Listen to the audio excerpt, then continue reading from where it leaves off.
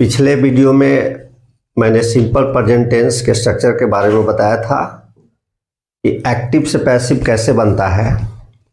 आज हम इसके बारे में विस्तार से चर्चा करेंगे, जिस तरह से एग्जाम में पूछा जाता है।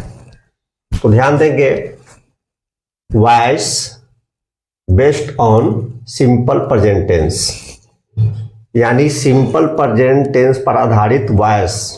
इसका ये स्ट्रक्चर है, object plus am is are plus V3 by plus agent.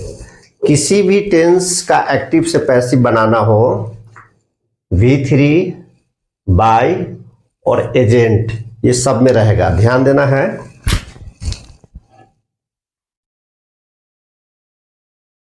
He eats a mango. He does not eat a mango. Does he eat a mango? Does he not eat a mango? When does he eat a mango? When does he not eat a mango? जरा इस sentence को हम बारीकी से देखेंगे। एक तरह से सिंपल प्रेजेंट टेंस का 6 स्ट्रक्चर हो गया। किसी भी टेंस के 6 स्ट्रक्चर होते हैं। एक number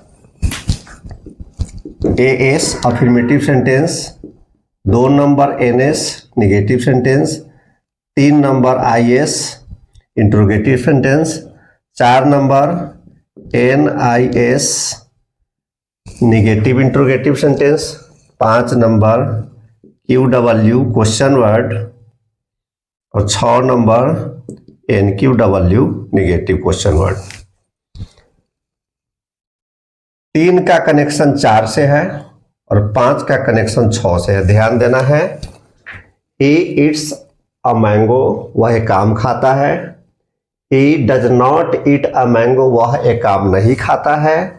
Does he eat a mango, क्या वह एक आम खाता है। Does he not eat a mango, क्या वह एक आम नहीं खाता है। When does he eat a mango, वह एक आम कब खाता है। When does he not eat a mango, वह एक आम कब नहीं खाता है। तो ये जो भी सेंटेंस है ये सब एक्टिव वॉइस में है, एक्टिव वॉइस। अब हमको इसको कन्वर्ट करना है पैसिव में, जिस तरह से एग्जाम में पूछा जाता है।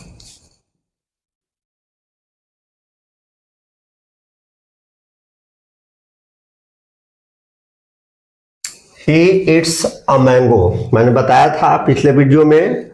ही सब्जेक्ट है, इट्स वर्ब है और मैंगो ऑब्जेक्ट है।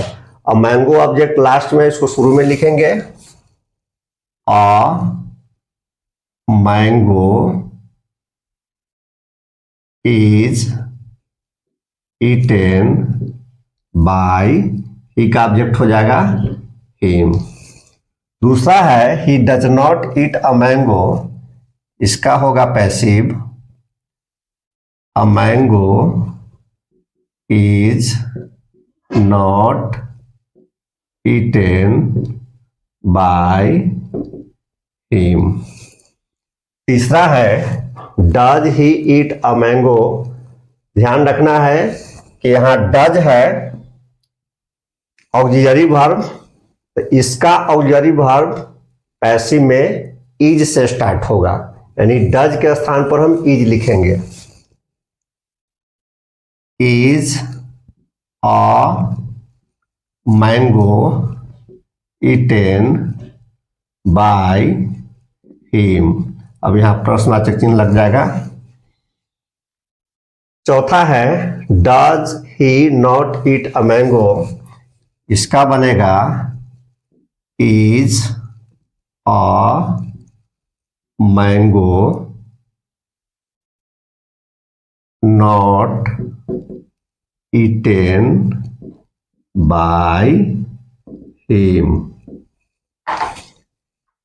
पांचवा है when does he eat a mango, इसका बनेगा when is a mango eaten by him. छठा है when does he not eat a mango, इसका पैसिव होगा when is a mango not eaten by him. फिर से समझते हैं। एक पूरा मैंने पैटर्न बता दिया कि इस तरह का क्वेश्चन 10वीं बोर्ड परीक्षा में भी अंग्रेजी में पूछता है और इंटरमीडिएट के इंग्लिश में भी पूछा जाता है। क्वेश्चन है ये जितना भी क्वेश्चन है 6 स्ट्रक्चर है, affirmative sentence, negative sentence, interrogative sentence, negative interrogative sentence, question word, negative question word. ये सारा एग्जाम्पल जो है एक्टिव का है और ये जो भी एग्जाम्पल है ये सब पैसिव का है।